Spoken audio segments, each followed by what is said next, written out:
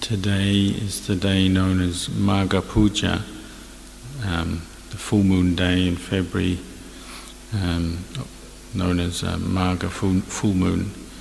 And out of gratitude and respect for the Buddha, we are going to take the 8 precepts now and make a vow to keep them for one day. And we'll also be practicing sitting meditation and walking meditation through the day as a way of showing our respect to the Buddha and venerating the Buddha through our practice. Namo tassa bhagavato arahato samma sambuddhassa. Namo tassa bhagavato arahato samma sambuddhassa. Namo tassa bhagavato arahato samma sambuddhassa. Today is a very important day in the Buddhist religion, known as Magha Puja. And historically, this is for 4 particular reasons. On that day, the tradition says that the Buddha taught this very special teaching that we know as the Ovada Patimokkha, very short, succinct verses that summarize the spiritual path. And who he was teaching on that day was a group of his enlightened disciples, all arahants, practitioners who had followed his path and completely purified their mind from all mental defilements and ended all suffering in their hearts. So they were completely pure and peaceful beings.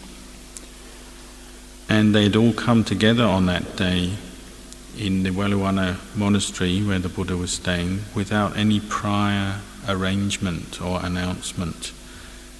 Just, you could say, through an auspicious coincidence, they all gathered together without any planning.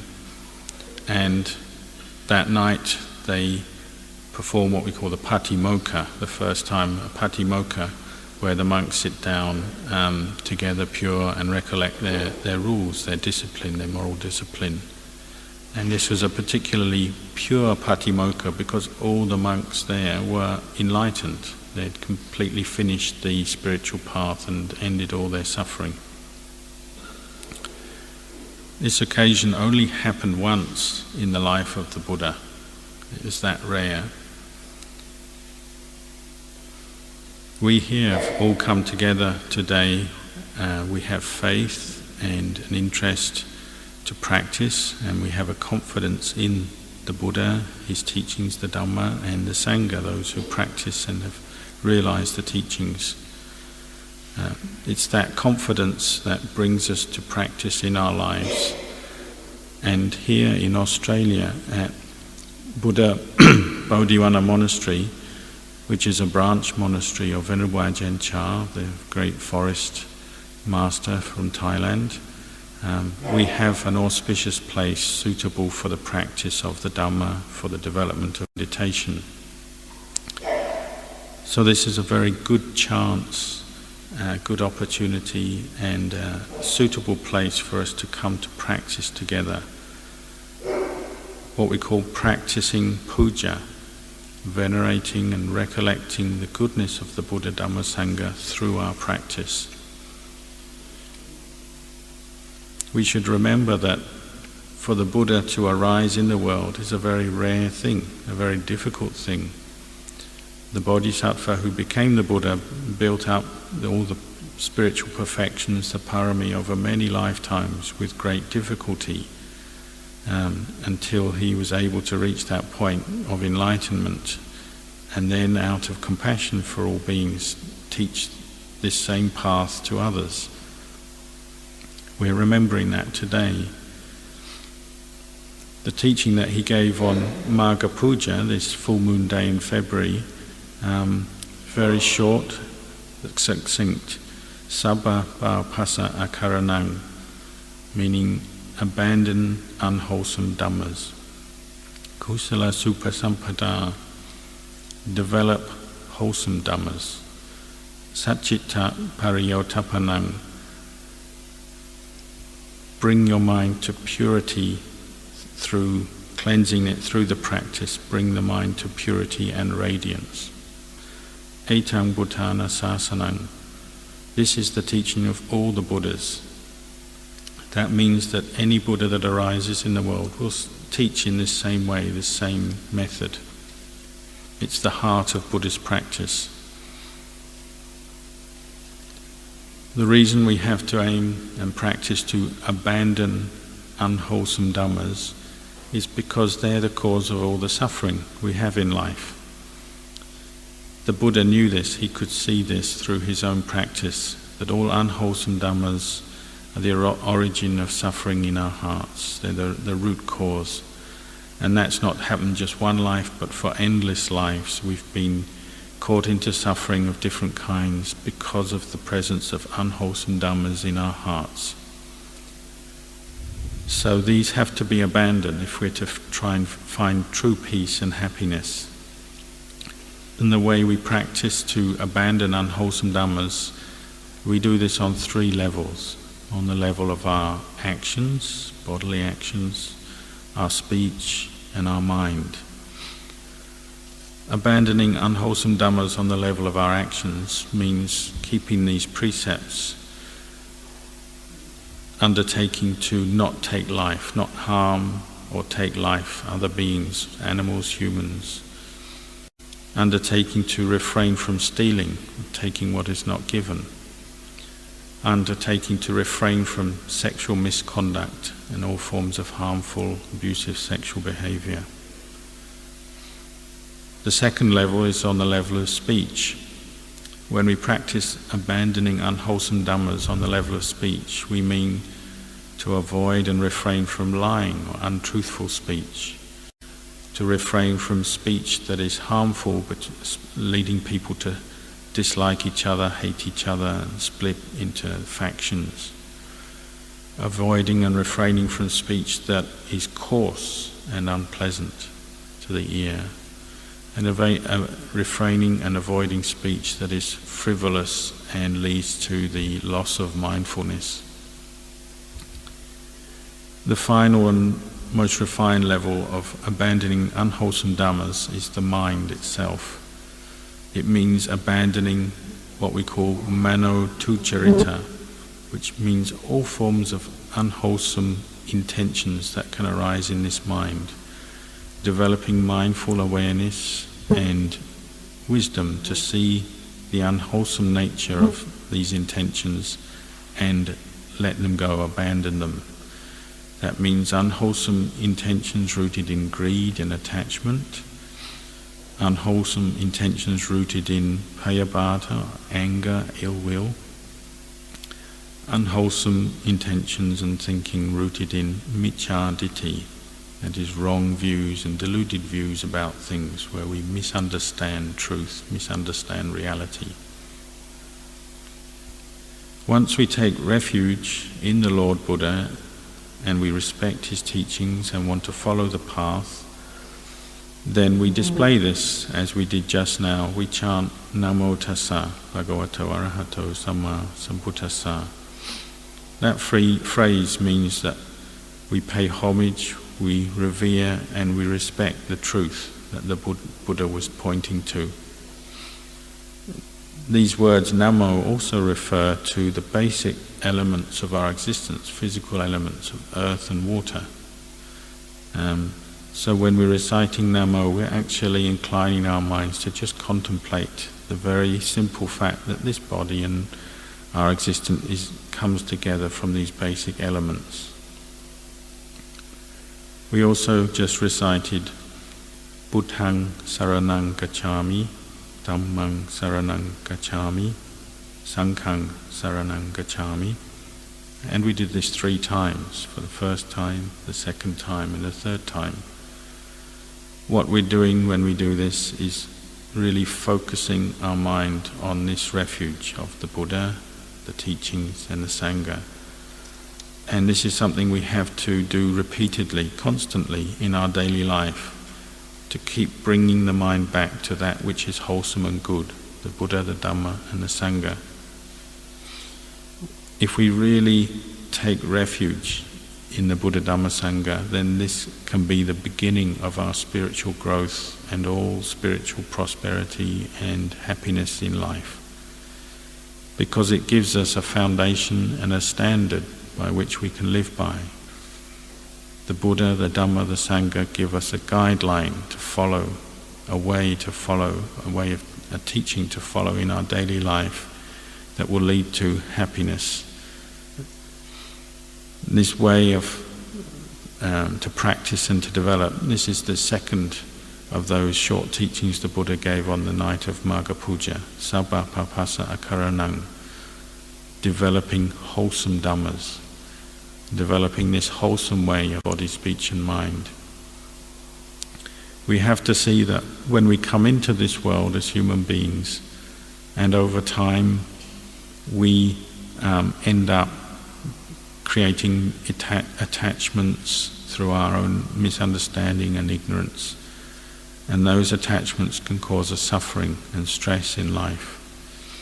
You can compare our mind a bit like cloth that over time becomes dirty due to the presence of mental defilements that come through wrong thinking, wrong views and attachments. These mental defilements need to be cleaned up, just like a piece of cloth needs to be washed. And the way we do that is through developing the good practice, perfecting and developing wholesome dhammas of body, speech and mind. As we know, this means practicing generosity, kindness in our daily life. Means leading a moral life where we're not harming ourselves or others through body, speech or mind. And in particular, on occasions like this, we come together and increase our efforts in the practice by taking the 8 precepts. Normally we might be trying to follow the 5 precepts as our basic guidelines in practice, but today we've taken the 8 precepts as a way of bringing up and increasing our effort. We have to give up when we keep the 8 precepts. We don't eat food in the evening so that we have more time for meditation and less of a burden in having to find food, look after that side of things. We make a determination not to listen to music or have entertainments today when we keep the 8 precepts. And we don't wear makeup, jewelry and other things. We set all of that aside today and just dedicate ourselves to the practice of Dhamma. We give up these small external happinesses so that we can increase our effort to find the true inner happiness. And keeping these 8 precepts for a day can bring great benefit to us, mainly because it helps them to prepare the mind for the practice of meditation and mental development. The practice of meditation is aiming to bring our minds and hearts to a sense of inner peace and happiness. To do this, we need to use an object of meditation. The most common object used is probably the breath. And the Buddha's teaching was that we should sit down, put our right leg on our left, right hand on the left, sit up with a straight back and put forth effort into focusing our awareness on the feeling of the in-breath and the out-breath. When we practice meditation like this, we have to set aside all our other duties, our concerns and worries. And we have to make a firm resolution to just focus all our awareness and energy on the breathing, not let the mind wander off anywhere else. We don't let our bodies move around as we sit. We try to sit in a comfortable, still and balanced way. And just as we have to find a firm, balanced posture of the body, we also have to find a firmness and balance of our mind through continuous effort. If we find the mind is becoming distracted, wandering off to the future, to the past, thinking of different things, we must re-establish our sati, our awareness, and let go of those thoughts. If the distraction continues, then we have to increase our efforts. So one good technique for helping this is by counting the breaths. When we count the breaths to increase our concentration, we mean we count pairs of in-breath and out-breath. One in-breath, one out-breath, we count one. A second in-breath, a second out-breath, we count two. We do this up until 5 in-breaths and 5 out-breaths. And then we go back to 1 again. And then go up to 6.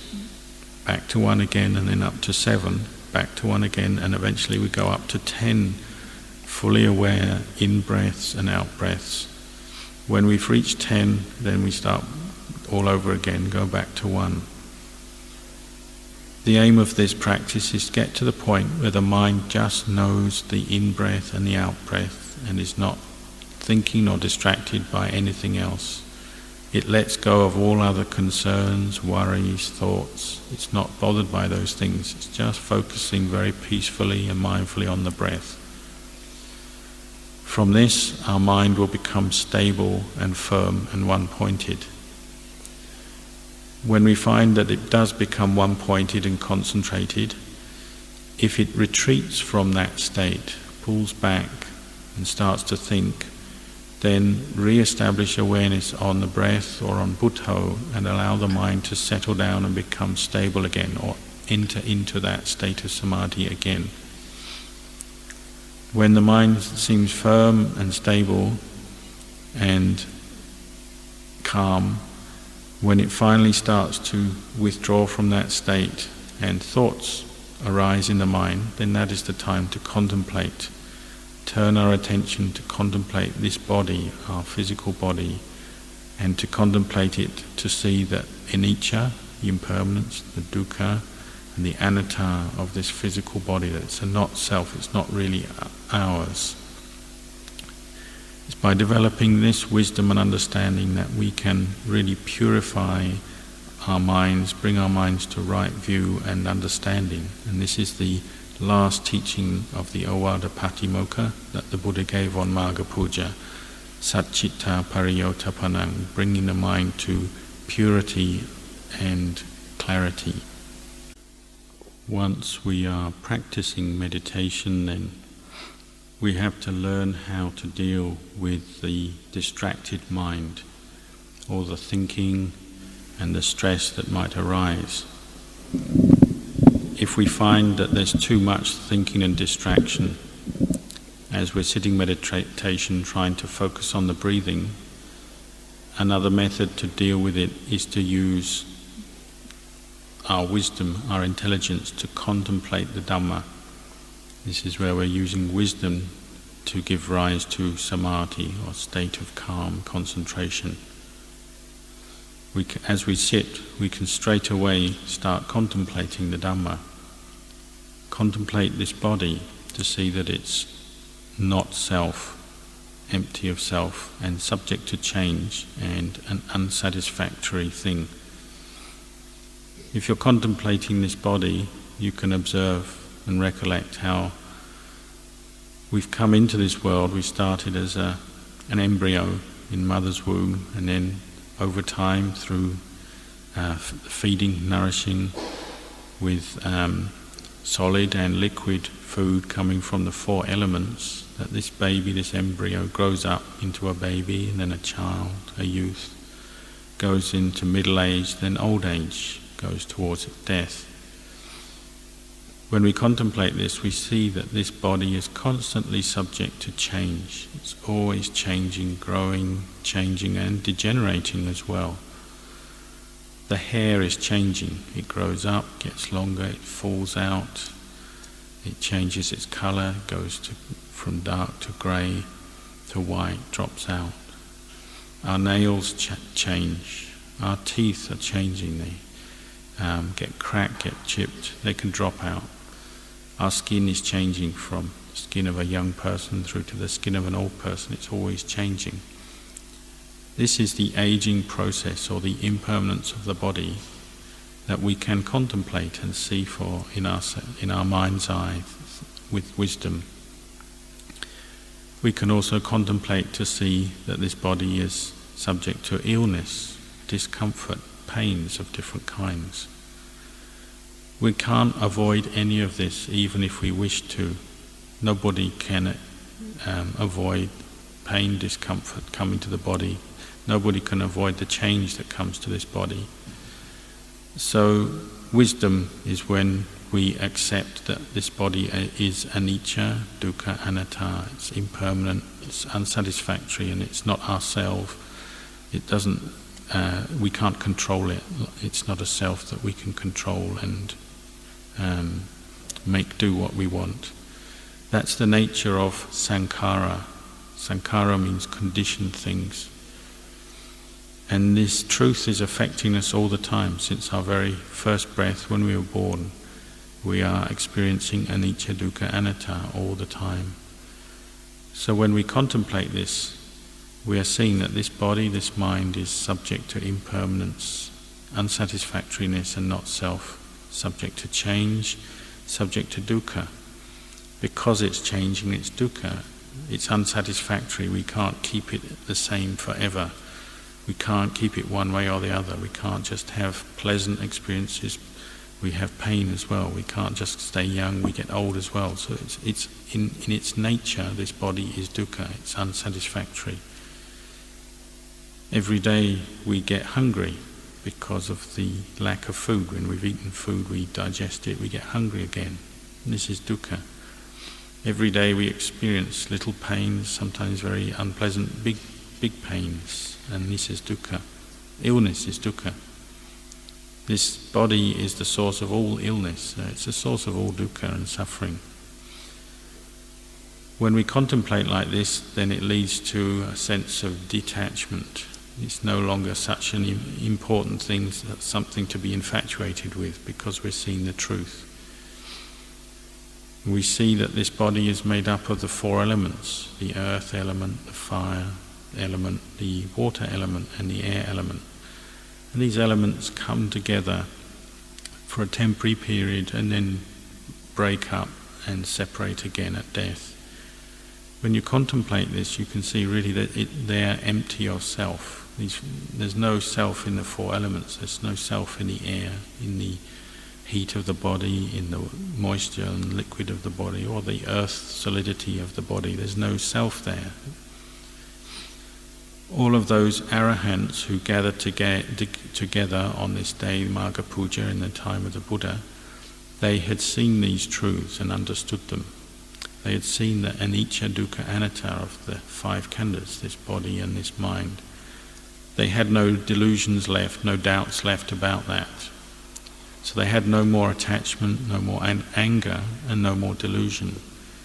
Their minds were peaceful and pure. When we contemplate like this, we are giving rise to these same states of peace and purity. So we begin by using our thinking mind. We direct it to contemplate these truths in a wholesome way, using mindfulness, using wisdom. And this can help us when we're finding it difficult in meditation, when we find our mind is very distracted, thinking a lot. If we direct it to the dhamma, to the truth like this, then it can help us to calm the mind down and bring it to a state of calm concentration. So we can see that meditation can develop in both ways, by just directing the mind to the meditation object and learning to focus on that one object, what we call samatha meditation, and also learning to bring the mind to peace through contemplation to develop understanding. We can develop our meditation in both these ways, and sometimes we do it alternating. When we practice walking meditation today, we can do it in the same way. We learn to develop mindful awareness by putting our attention on our feet as we walk back and forwards on our walking path. We put our attention mindfully on the feeling of the feet touching the ground, and we can recite the word Buddho as we walk. Right foot down, Bud, left foot down, Do, Buddho, Buddho. When we practice walking meditation today, try to keep your body in a calm, restrained way and cast your eyes downwards. Just put your eyesight a few meters in front of you on the walking path. Don't look around and let yourself get caught into distraction or thinking about other things. When we practice walking meditation, then we practice calming the mind and reflecting on these same truths that I've been talking about. We can do it around the Uposatho hall here at Buddha Bodhiwana Monastery, or any part of the grounds. Down towards the kitchen is okay. But try to see that whatever posture you're in, whether sitting, walking, any time of the day today, that you're developing the Eightfold Path, all the different factors of the path you should be developing together.